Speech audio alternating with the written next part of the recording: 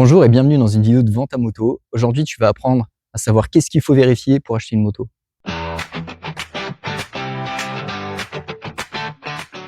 En premier lieu, on va vérifier l'état général de la moto. L'idée, c'est de voir si la moto a chuté ou non. Donc on regarde si les cale-pieds n'ont pas frotté, si les carénages sont en bon état, n'ont pas frotté et tiennent fixement, si les embouts de guidon ne sont pas frottés, ainsi que le levier de frein et d'embrayage. Et là, une astuce que peu de gens font, c'est vérifier si les butées ont été endommagées ou pas. Les butées, c'est simplement ce qui vient bloquer la direction. En cas de chute, ça tape fortement et ça s'abîme.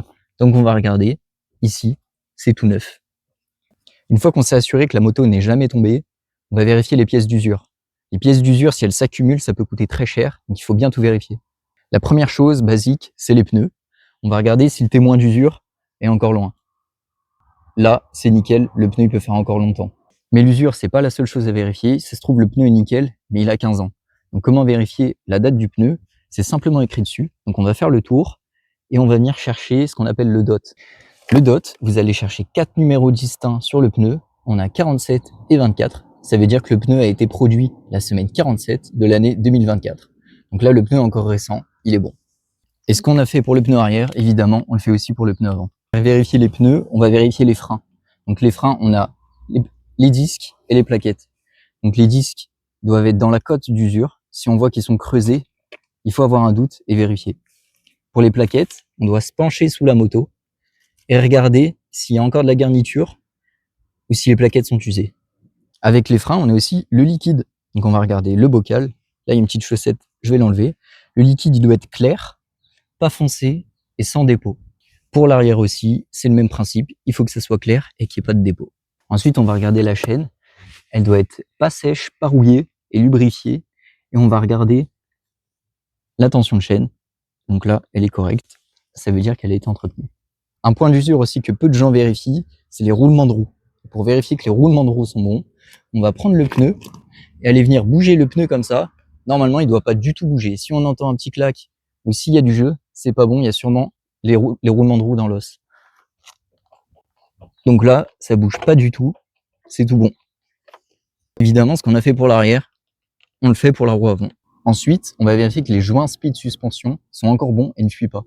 Donc là, on est sur une fourche inversée. Les joints spi sont ici. Donc on va passer le doigt pour voir si c'est gras ou s'il y a des fuites. Si c'est une fourche normale, le joint va être ici. Mais ce qui est facile et reconnaissable, c'est simplement le cache-poussière. Donc là, il est propre et ça ne fuit pas. Cependant, le vendeur a pu essuyer juste avant. Donc une petite technique, on va venir pomper la suspension pour voir si ça fuit réellement ou si c'est propre. Et là, c'est propre. On va aussi vérifier les points durs dans la direction. Un point dur dans la direction, ça peut coûter très cher parce qu'il faut tout démonter et changer les roulements.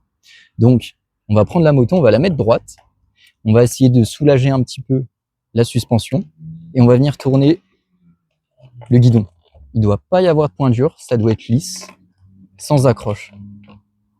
Toujours dans l'idée d'avoir pas de frais à faire quand on achète une moto, on va vérifier les phares. Donc les feux de route et les pleins phares. Et on va vérifier que les feux stop s'allument bien. Les clignotants. Donc là, la moto n'a pas chuté, les consommables sont bons. Maintenant, on va évaluer, le plus important, le moteur. Pour évaluer le moteur, quand on arrive, que le vendeur nous présente sa moto, il est important de vérifier que le moteur soit froid. Parfois, les vendeurs font chauffer au préalable leur moto pour pas qu'on comprenne qu'il y a un souci de démarrage à froid. Donc quand on arrive, hop, on vient tapoter pour vérifier si le moteur est froid. Là, il l'est, donc je sais qu'on n'a pas triché, je vais réellement savoir l'état du moteur. Quand on démarre le moteur à froid, ça doit démarrer d'un coup, le ralenti doit être stable et il ne doit pas y avoir de claquement ou de bruit particulier.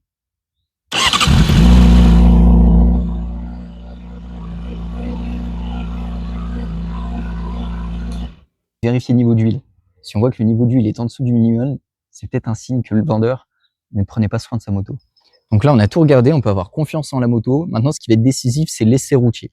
Pour l'essai routier, c'est important de l'essayer vous-même. Parfois, les vendeurs ne veulent pas. Essayez quand même de négocier un peu si vous êtes vraiment intéressé pour la moto. C'est important d'avoir vos sensations pour voir si la moto vous plaît et qu'il n'y a pas de trucs bizarres. Lorsque vous faites l'essai, toujours en respectant les limitations de vitesse, faites une montée franche en régime, allez jusqu'au bout pour voir si le moteur prend bien ses tours, qu'il n'y a pas d'à-coups, qu'il n'y a pas de problème.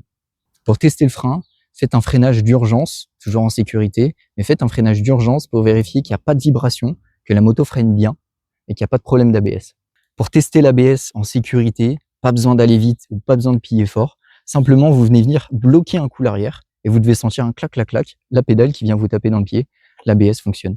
Et si tu cherches ta future moto, installe l'application Venta Moto et navigue parmi les annonces d'une communauté de motards engagés.